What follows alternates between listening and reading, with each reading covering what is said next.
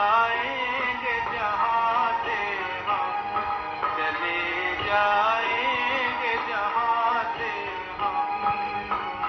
तू प्यार का सागर है, तू प्यार का सागर है, तेरी एक बूंद के प्यासे हम, तेरी एक बूंद के प्यासे हम। तू प्यार का सागर है।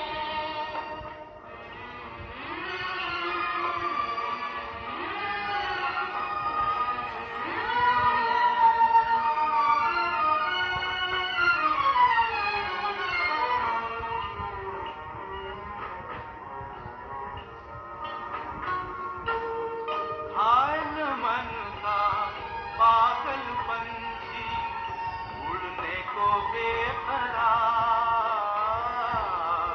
उड़ने को बेकरार। पंख है कोमल, आंख है खुजली, जाना है सागर पार, जाना है सागर पार। अब तू ही से समझा, अब तू ही से समझा, राह भूले थे कहाँ से हम, राह भूले थे कहाँ से हम। तू प्यार का सागर है, तेरी एक बूंद के प्यासे हम, तेरी एक बूंद के प्यासे हम। तू प्यार का सागर है।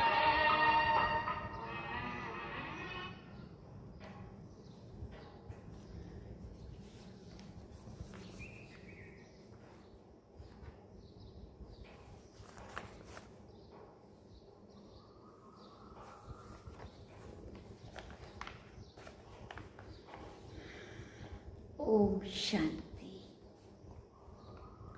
बाबा गुड मॉर्निंग।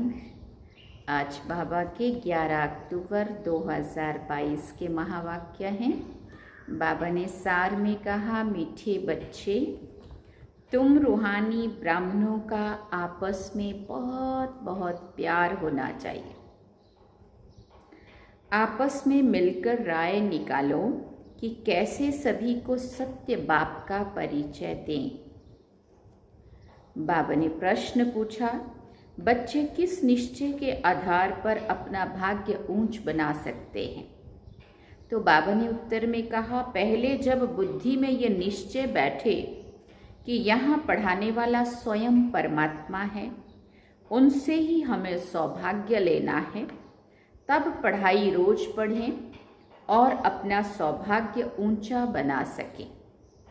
बाप की श्रीमत है कि बच्चे, तुम्हें किसी भी हालत में रोज पढ़ना है। अगर क्लास में नहीं आ सकते हो तो घर में भी मुरली पढ़ो। नहीं आ सकते हो तो, परंतु नहीं आ सकने का कारण चाहिए।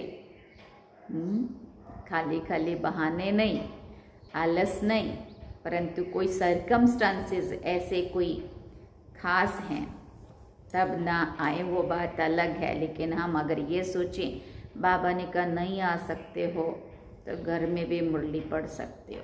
तो नहीं आ सकते हो माना हम आलस में रहें, हाँ ना, टाइम से ना उठें इसलिए नहीं आ सकते, आलस अलवेलेपन के कारण नहीं आ सकते, या फिर जो भी कोई भी ऐसे ही बहानेबाजी लगा दो, है ना, ऐसा नहीं। लेकिन कोई सर्कमस्टांसेस, जैसे कोई बीमार हो गया नहीं आ सकता, कोई बाहर गया नहीं आ सकता, लेकिन जहाँ भी जाओ वहाँ भी मुरली सुनने तो ज़रूर जाओ, जितना हो सके। कोई भी अगर चारा ही नहीं है तो फिर घर में भी पढ़ो, है ना, एक अलग बात है। गीत सुना तू प्यार का सागर है, तेरी एक बूंद के प्यासे हम। ओम शांति। आत्माएं अर्थात बच्चे जान गए हैं कि हम आत्मा बिंदी मिसल हैं, एक स्टार मौफिक हैं, लेकिन जो आत्मा है वो सेल्फ के बात को कैसे रियलाइज करे। दुनिया में कोई भी ना अपने को और ना बाप को जानते हैं। तुम जानते हो हम आत्मा बिंदी हैं, कितनी छोटी है, बाप भी इतना छोटा है। आत्मा से परमात्मा बाप कोई बड़ा नहीं है। शरीर तो छोटा बड़ा होता है। अब तुम शिव बाबा की याद में बैठे हो। भले कोई ये जान भी जाए कि आत्मा छोटी बिंदी है, परंतु उसमें 84 जन्मों का पार्ट है। वंडर है ना। जब तक आत्मा शरीर का आधार ना लेवे तब तक पार्ट बजा ना सके। वैसे परमात्मा भी हम आत्मा के मुआफिक छोटा है, परंतु बाप क्यों कहा जाता है? क्योंकि वो सदा पावन है। वो परमात्मा को ना जानते भी उनको बाप कहते हैं। जैसे तुम समझ से याद करते हो वैसे वो भी याद करते हैं। इतने जो भक्त हैं सबका भगवान एक है। जिसको पतित पावन कहा जाता है तो पतित हैं अनेक और पतित पावन है एक। साधु संत महात्मा भी बुलाते हैं, उनको गॉड फादर कहते हैं। तो सबका फादर ठहरा ना। फादर को पतित से पावन बनाने आना पड़ता है। पावन बनने का उपाय वही बताते हैं, क्योंकि आत्मा पर पापों का बोझा चढ़ा हुआ है। हम सिर्फ लिख दें कि बी होली, परंतु ऐसे स्लोगन लगाने से कोई फायदा नहीं, क्योंकि बाहर वाले तो समझ ना सके। बी होली माना पवित्र बनो, बी होली, बी योगी, जो भी लिख दो, लेकिन जब तक वो चीज़ की उनको समझ नहीं है, नॉलेज नहीं है, तब तक भले हम कितना भी लिख के उसको लगा लें। बाकी तुमको तो समझाया हुआ है, तुमको स्लोगन की क्या दरकार है। इसका अर्थ है पवित्र बनो, बाबा को याद करो। जब तक किसी को समझाया नहीं जाए तब तक कुछ समझ ना सके। योग में रहने से पवित्र बन सकते हैं। कहते हैं हिज होलीनेस, ये पवित्रता का टाइटल है। सन्यासियों को होली कहते हैं क्योंकि विकार में नहीं जाते हैं। भले वो पवित्र रहते हैं, ब्रह्म को याद करते हैं, परंतु जन्म तो विकारियों के पास लेना पड़ता है ना। तुमको तो कहा जाता है पवित्र रहो और शिव बाबा को याद करो। सन्यासी अपने को कर्म सन्यासी कहलाते हैं, परंतु कर्म का सन्यास होता नहीं है। कर्म सन्यास तब हो जब देह ना हो। देह बिगड़ तो घर में रहते हैं, घर में रहते माना परम धाम शांति धाम में रहते हैं, जब देह नहीं है। यहाँ कर्म का सन्यास कैसे हो सकता है? समझो हमने नौकरी नहीं की, घर का काम नहीं किया, लेकिन अपने लिए भी पानी पी रहे हैं वो भी कर्म कर रहे हैं, खाना खा रहे हैं वो भी कर्म कर रहे हैं, सुन रहे हैं वो भी कर्म कर रहे हैं। कर्म इंद्रियां तो फिर भी कर्म तो कर ही रही है ना। चल रहे हैं तो भी कर्म कर रहे हैं, जो भी है, बोल रहे हैं तो भी कर्म कर रहे हैं। तो हम कर्म सन्यासी कैसे हुए? है ना। बाबा कहते कर्म सन्यासी तो तब होंगे जब हम घर में होंगे और जब आत्मा अकेली होंगी, ये देह ही नहीं है ना। इसलिए बाबा कहते कर्म सन्यास कैसे हो सकता है? ये कहना भी झूठ है। वो कहते हैं जो गृहस्थी कर्म करते वो हम नहीं करते हैं, इसलिए कर्म सन्यास। परंतु कर्म तो कर्म है ना। गृहस्थियों का कर्म तो बहुत है, यज्ञ तप तीर्थ आदि करते हैं, वो सन्यासी भी करते हैं। बाकी फर्क सिर्फ ये है कि वो कमाई करके खाना घर में पकाते हैं और सन्यासी ये नहीं करते। वो मांग कर खाते हैं क्योंकि उनका हठ योग है। अब मांग के खाया तो मांगना भी तो कर्म हुआ ना, है ना। हठ योग से परमात्मा से मिल नहीं सकते हैं। जब बाप आए तब तो उनसे कोई मिल सके ना, और जब तक बाप ना आए तब तक पावन दुनिया की स्थापना भी हो ना सके। कितना समझाते फिर भी समझते नहीं हैं। बच्चे समाचार लिखते हैं, इतने इतने आए, अब देखें कौन कौन अपना सौभाग्य लेते हैं। आते बहुत हैं, परंतु बुद्धि में ये नहीं बैठता है कि इन्हें पढ़ाने वाला स्वयं परम पिता परमात्मा है। हमको उनसे सौभाग्य लेना है। बाप रजिस्टर भी देखते हैं। कोई मास में 8-10 दिन भी आते हैं, कोई नहीं भी आते हैं तो वो लिखते नहीं है कि हम नहीं आए तो किस कारण से नहीं आए। अगर कोई नहीं आता है तो वो मुरली पढ़ता है व नहीं, किसी भी हालत में रोज पढ़ना पड़े। जैसे जप साहिब सुखमनी छोटे छोटे बनाते हैं, समझते हैं कैसे भी पढ़ सके, जहाँ भी सफ़र में भी जाते हैं तो वहाँ भी पढ़ते हैं।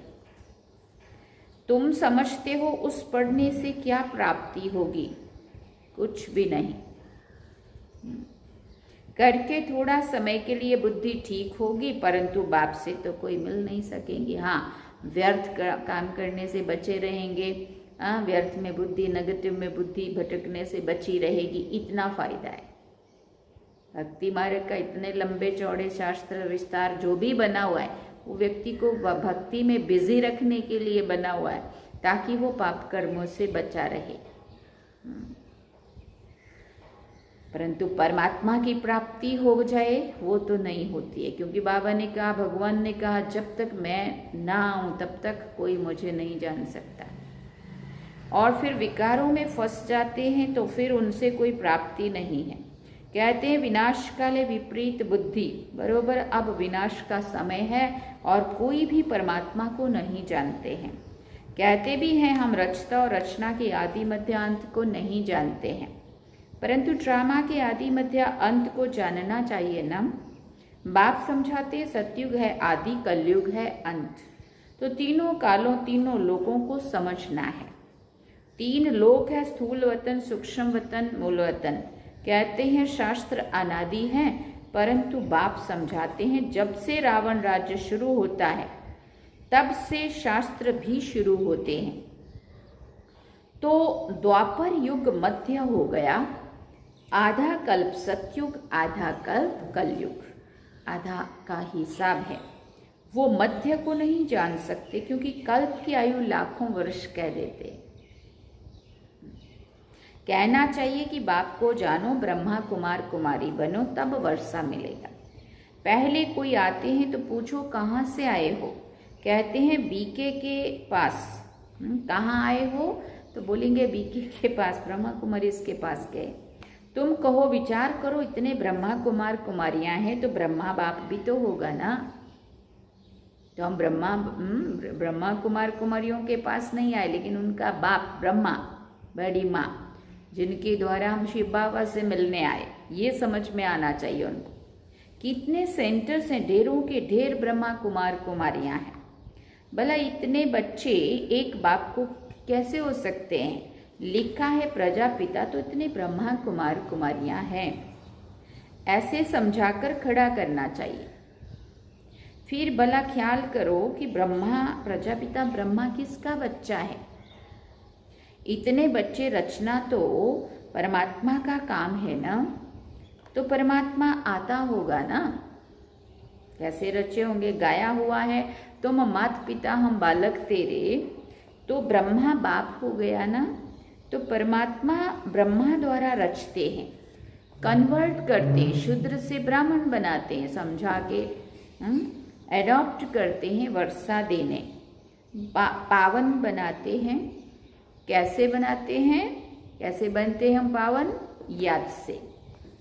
कहते हैं सब धर्मों को भूल मामेकम याद करो, सर्व धर्मानि परित्यज्य मामेकम शरणम व्रज, ऐसा लिखा हुआ है उसमें गीता में। तो दे और दे के सब धर्मों को भूल मुझे एक की शरण में आ जाओ। तो वो आत्मा के लिए कहा। सभी बुलाते हैं मैं नॉलेजफुल, ब्लिसफुल, लिबरेटर, गाइड हूँ, तो सुख धाम में ले जाता हूँ। कहाँ के लिए गाइड बनता हूँ? सुख धाम ले जाता हूँ। फिर बाबा ने पूछा सुख कहाँ है? सुख धाम में। अभी बाप ले जाते हैं शांति धाम में, फिर आते हैं सुख धाम में। ये बातें कैसे याद करें? रोज रोज बोलते रहें, औरों को समझाते रहें, तो पॉइंट्स बुद्धि में आती रहती है। जब किसी को समझाओ तो उनसे लिखा लेना चाहिए। परमात्मा जो आत्माओं का पिता है उनकी एड्रेस लिखानी चाहिए कि बाप शिव है तो बाप से वर्षा लेंगे ना। तो मेहनत करनी चाहिए, परंतु मेहनत करे कौन? इसलिए बच्चों को खुद खड़ा होकर फिर औरों को भी खड़ा करना चाहिए और सर्विस के लिए प्लान्स बना देने चाहिए। जैसे मिलिट्री के बड़े कमांडर्स आपस में मिलते हैं ना, तो यहाँ भी बच्चों को मिलना चाहिए, परंतु क्या करें, आपस में मिलते नहीं हैं। कितना समय बदल रहा है। वास्तव में तुम ब्राह्मणों का आपस में बहुत प्यार होना चाहिए। कोई राय निकालनी चाहिए कैसे किसी को समझाएं। देखो लक्ष्मी नारायण के कितने मंदिर हैं, तो मंदिर बनाने वालों को मिलना चाहिए कि आपने ये मंदिर बनाया है, परंतु जानते हो इन्होंने राज्य कैसे पाया? उनको जाके समझानी चाहिए ये बात। फिर राज्य कैसे गंवाया, पाया कैसे और कब और किसके द्वारा और गंवाया कैसे। श्री कृष्ण का चित्र बहुत अच्छा है। इसमें 84 जन्मों की कहानी बड़ी अच्छी है। सिर्फ ये चित्र बड़ा बनाना चाहिए। बाबा कहते हैं कोई आए तो युक्ति से पूछना चाहिए कि आपने गीता पढ़ी है? फिर भला बताओ कि गीता का भगवान कौन है। तो ऐसे युक्ति से समझाना चाहिए। कहते हैं ना, तुम मात पिता हम बालक तेरे। तो ये ब्रह्मा माता हो गई, तो उनके साथ संबंध रखना चाहिए। अगर उनसे प्यार गया तो खेल खलास, बाप से वर्षा कैसे पाएंगे। तुम्हारी लड़ाई पुराने दुश्मन से है। कोई को मालूम नहीं है कि रावण से भी कोई युद्ध होती है। कहते हैं सच की नाव डोलेगी लेकिन डूबेगी नहीं। तो हिलती कितनी है। दूसरे सत्संगों में हिलने की बात ही नहीं है। यहाँ माया से युद्ध है। जब तक बाप को नहीं समझा है तब तक भले लिख कर दें, परंतु तोता कंठी वाला नहीं बना है। जंगली तोता आया और गया। अलफ को समझना है। ऐसे प्रजा तो ढेर है, बाकी राजाई के लिए कोई खड़ा नहीं होता। जंगली तोता आया और गया, मतलब पालतू वाला होगा वो तो रहेगा। कंठी वाला माना जिसको हम पालते हैं ना, घर पे रखते हैं। बाकी जंगली तोता आया और गया। जिसको कुछ समझ नहीं आएगा तो आएगा और जाएगा, और जिसको समझ में आया माना वो पालतू हो गया, बाबा का बन गया। बत्ती पर फिदा हो जाए सो बड़ा मुश्किल होता है। अच्छा, मीठे मीठे सिकिल दे बच्चों प्रति माता पिता बाप दादा का याद प्यार और गुड मॉर्निंग। रूहानी बाप की रूहानी बच्चों को नमस्ते। हम रूहानी बच्चों की रूहानी माता पिता बाप दादा को दिल व जान सिकवा प्रेम से याद प्यार, गुड मॉर्निंग, नमस्ते, थैंक यू बाबा, शुक्रिया बाबा। अब रात्रि क्लास है। तुम बच्चों को, बाबा ने कहा तुम बच्चों को बाप का डायरेक्शन मिला हुआ है कि बच्चे बाप को याद करो। बच्चे कहते हैं बाबा फुर्सत नहीं मिलती है, टाइम नहीं मिलता है बाबा को गहरे में। अब फुर्सत कहाँ चली जाती है। ज़रूर माया तुम्हारा समय ले लेती है। क्यों टाइम नहीं मिलता? ज़रूर कहीं ना कहीं माया के कारण बिजी रहते। माया भी ज़बरदस्त तीखी है, जो तुमको बाप को याद करने की फुर्सत नहीं देती है। तभी तो कहते हो ना बाबा सारे दिन में आधा घंटा 20 मिनट याद में रहे। कोई मुश्किल ही सारे दिन में 2 घंटा बाप को याद करते होंगे। जो समझते हैं कि हम 2 घंटा याद करते हैं वो हाथ उठाओ। एक मिनट में 60 सेकंड होता है, और 1 सेकंड में देखना, बुद्धि चेक करना अपनी कहाँ कहाँ खिसकती है। तो पूरे दिन में बाबा कहते हैं मैं नहीं मानता हूँ तुम 2 घंटा भी याद में रहते। हाँ, अगर 2 घंटा रहते हैं तो हाथ उठाओ, लेकिन उसके लिए सूक्ष्म चेकिंग। वो स्थूल याद, पुरानी याद तो चलती आती है, ये तो है इनकॉर्पोरियल, इनको अपना आंख कान तो है नहीं। बच्चों को कहते हैं माम एकम याद करो, अपने को आत्मा समझो। तो बाबा पूछ रहे हैं कि कितना घंटा याद में रहते हो। बच्चे खेलने जाते हैं तो टीचर को याद करते हैं, घर में पढ़ते हैं तो भी टीचर याद रहता है, तो वो है स्थूल याद। इसमें है थोड़ी डिफिकल्टी, तो बाबा पूछते हैं कि अपने को आत्मा समझ बाप को 2 घंटा जो याद कर सकते हैं वो हाथ उठाओ। लज्जा नहीं करो, बाबा कहते हैं एक्यूरेट बताओ। तुम यहाँ बैठते हो, बाबा मुरली चलाते हैं तो बुद्धि दूसरी तरफ चली जाती है ना। 1 सेकंड में बुद्धि चेक करो कहाँ भी चली जाती है, इतना बुद्धि में धारणा भी नहीं होती है। जैसे यहाँ सुबह में 1 घंटा बाबा समझाते हैं, तो क्या वो 1 घंटा बाबा को याद करते हो या बुद्धि बाहर चली जाती है?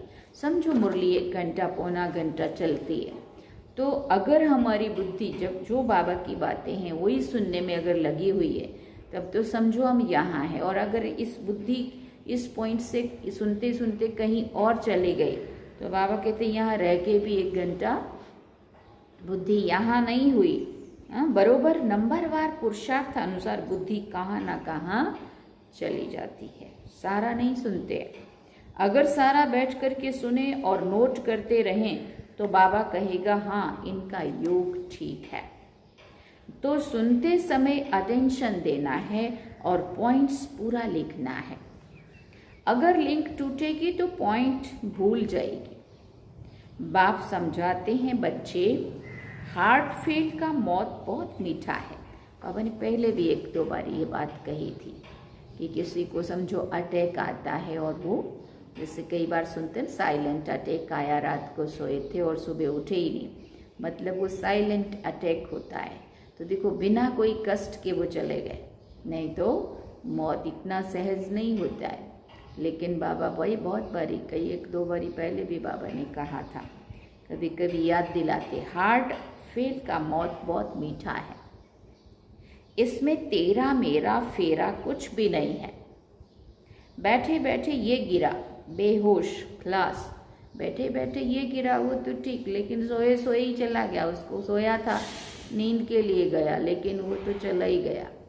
जैसे चंद्रमणि दादी ने कहा था ना कि मैं तो सोचा मैं योग में वतन में गई और मैं तो मुझे पता ही नहीं मैं सच ही ऊपर आ गई हूँ, खलास, बस फिर होश में आया ही नहीं। ये बहुत अच्छा मौत है। बाकी मनुष्य तो रोते पीटते हैं और तुम तो खुश होंगे, अरे वाह इनका मौत बड़ा सहज हुआ, इनको कोई दुख नहीं हुआ। अगर मौत हो तो ऐसा, नहीं तो दवा नर्स ये वो बहुत होते हैं ना, कितना भाग दौड़ करना पड़ता है। इसलिए जो बैठे बैठे अपनी इस पुरानी जुत्ती को छोड़ दे, कर्मातीत अवस्था हो, ऐसे ही शरीर छोड़े, तो वो सबसे अच्छा मौत है। तुम आगे चल कर के देखेंगे अनायास बॉम्ब्स छूटेंगे और सब बैठे बैठे चले जाएंगे। चेहरा भी हर्षित होगा। जैसे कभी कभी अच्छे मौत होते हैं तो देखने वाले कहते हैं कि ये तो जैसे जागता है, ये तो हर्षित है। उनके फेस से ऐसा लगेगा कि ये तो बड़ा मुस्कुरा रहा है, ये तो ऐसा लगता है कि अभी उठेगा, माने ऐसा नहीं लगता कि ये चला गया है। तो ऐसे तो कोई कह नहीं सकेंगे कि ये मर गया है। आत्मा हर्षित होके जाती है ना, तो आत्मा में अगर हर्षितपना होगा, अंतमति सोगति कहते हैं, जैसे अंत में आत्मा निकलती टाइम अगर दुख कष्ट हुआ होगा, तड़फे होंगे, तो वो चेहरे पे रौनक नहीं होएगी। और अगर बड़े प्यार से हम गए होंगे तो वो चेहरा ऐसा लगेगा कि ऐसा लगेगा अभी अभी उठेगा, अभी जागेगा, अभी आंख खुलेगा, और इतना स्माइलिंग फेस और चेहरे पे तेज। तो बाबा कहते तो आत्मा में अगर हर्षितपना होगा तो चेहरे पर बाहर से दिखाई तो पड़ेगा ना। आत्मा कोई खत्म तो होती नहीं है, आत्मा शरीर छोड़ती है तो बड़ी खुशी से ये शरीर हंसते हुए छोड़ देगी। इसको कहा जाता है कर्मातीत अवस्था। बड़ा वही इतना ऊंच गाए जाते हैं। तुम बच्चों को ऐसे ही जाना है, शरीर की कोई परवाह ही नहीं है और दूसरी कोई चीज़ याद नहीं आवे, इसको कहेंगे सबसे मीठा। आपे ही शरीर छोड़ना, इसलिए सरप का मिसाल भी देते हैं। सतयुग में ऐसे ही होता है, जो खुशी से शरीर छोड़ते, तो प्रैक्टिस यहाँ से होगी, पीछे वो प्रैक्टिस चलती रहेगी। तुम बच्चे बाप को कितना प्यार से याद करते हो ना। अंग्रेजी में कहा जाता है मोस्ट विलव्ड, परम प्रिय, बहुत मीठा। लोगों को तो परम प्रिय मोस्ट विलव्ड नहीं कह सकते ना। बाप कहते हैं बच्चे, मैं तुम्हारा बाप भी हूँ, टीचर भी हूँ और गुरु भी हूँ। तुम कभी टीचर को भूलो तो बाप को याद कर सकते हो। बाबा गाइड है, गाइड को पंडा भी कहा जाता है। वो दुख से लिबरेट करने वाला, शांति धाम में ले जाने वाला है। उसके पीछे है सुख धाम। तो तुमको ये ज्ञान घास मिलता है, फिर इसको विचार सागर मंथन करते रहो। जैसे गाय का मुख चलता रहता है ना, तुम्हारा मुख तो चलने की दरकार नहीं है, बाकी अंदर में सब कुछ याद करना है। मुंह से बोलते रहना है ऐसा नहीं है। हाँ, जब किसी को सुनाना है तो अलग चीज़ है, तो मुंह से ही सुनाना पड़ेगा, परंतु अंदर वो अजपा जाप, अंदर वो चिंतन चलते रहना चाहिए। जैसे तुम हो ऐसे हम हैं, हमको तो और भी कम घंटे मिलते हैं। कैसे? क्योंकि हमारा बुद्धि योग बाहर में पहुंच जाता है। कभी कोई की चिट्ठी आई, फलाने की खिटपिट है, ये है, वो है, तो सारा दिन उस तरफ बुद्धि जाती है। परंतु शायद बच्चों से जास्ती बाबा को सहज है, क्योंकि बगल में रहता है ना। ब्रह्मा बाबा ने कहा कि तुम्हारे से ज़्यादा खिटपिट तो मुझे है, क्योंकि सारा दिन तो कितनों के समाचार, कितनों के पत्र आते थे। जब बाबा भोजन खाने के लिए बैठते हैं तो सोचते हैं अच्छा मैं बाबा को याद करता हूँ, 2-3 मिनट याद रहती है, फिर भूल जाता। याद हवा मुआफिक उड़ जाती है। ये ब्रह्मा बाबा अपने अनुभव से सुना रहे। बच्चे ट्राई करके देखो, सहज होते भी याद में टाइम तो लगता है ना। अच्छा, मीठे मीठे सिकिल दे रूहानी बच्चों प्रति, रूहानी बाप व दादा का दिल व चांद, सिक व प्रेम से याद प्यार और गुड नाइट। देखो बाबा, ये वाला याद प्यार, दिल व चांद, सिक व प्रेम से याद प्यार, गुड मॉर्निंग, ऐसा ही बाबा दिल व चांद से देते। तो हम सदा ही यही वाला याद प्यार देते हैं। मीठे मीठे सिकिल दे बच्चों प्रति रूहानी बाप की नमस्ते। हम बच्चों की भी रूहानी माता पिता बाप दादा को दिल व चांद, सिक व प्रेम से याद प्यार, गुड मॉर्निंग, गुड नाइट, नमस्ते, थैंक यू बाबा, शुक्रिया बाबा। तो हमने सुबह और शाम दो मुरली सुना बाबा का। अब धारणा के लिए मुख्य सार है। पहला पॉइंट, आपस में बहुत प्यार से रहना है, मिलकर राय निकालनी है कि किस युक्ति से हर एक तक बाप का संदेश पहुंचाएं। दूसरी बात, ये विनाश का समय है, इसलिए एक बाप से सच्ची प्रीत रखनी है। योग से आत्मा को पावन बनाना है। वरदान में बाबा ने कहा, स्वराज्य के साथ बेहद की वैराग्य वृत्ति को धारण करने वाले सच्चे सच्चे राज ऋषि भव। एक तरफ राज्य और दूसरी तरफ ऋषि, अर्थात बेहद के वैरागी। ऐसे राज ऋषि का कहाँ भी, चाहे अपने में, चाहे व्यक्ति में, चाहे वस्तु में लगाव नहीं हो सकता, क्योंकि स्वराज्य है तो मन बुद्धि संस्कार अपने वश में है, और वैराग्य है तो पुरानी दुनिया में संकल्प मात्र भी लगाव नहीं जा सकता। इसलिए स्वयं को राज ऋषि समझना, अर्थात राजा के साथ साथ बेहद के वैरागी बनना। स्लोगन में बाबा ने कहा, समझदार वो है जो सब आधार टूटने के पहले एक बाप को अपना आधार बना ले। समझदार वो है जो सब आधार टूटने के पहले एक बाप को अपना आधार बना ले। अच्छा, ओम शांति। बाबा ने सार में कहा, मीठे बच्चे, तुम रूहानी ब्राह्मणों का आपस में बहुत बहुत प्यार होना चाहिए। आपस में मिलकर राय निकालो कि कैसे सभी को सत्य बात का परिचय दें। और गीत क्या सुना? तू प्यार का सागर है, तेरी एक बूंद के प्यासे हम। चलिए बाबा की याद में अब हम बाबा को याद करते हैं।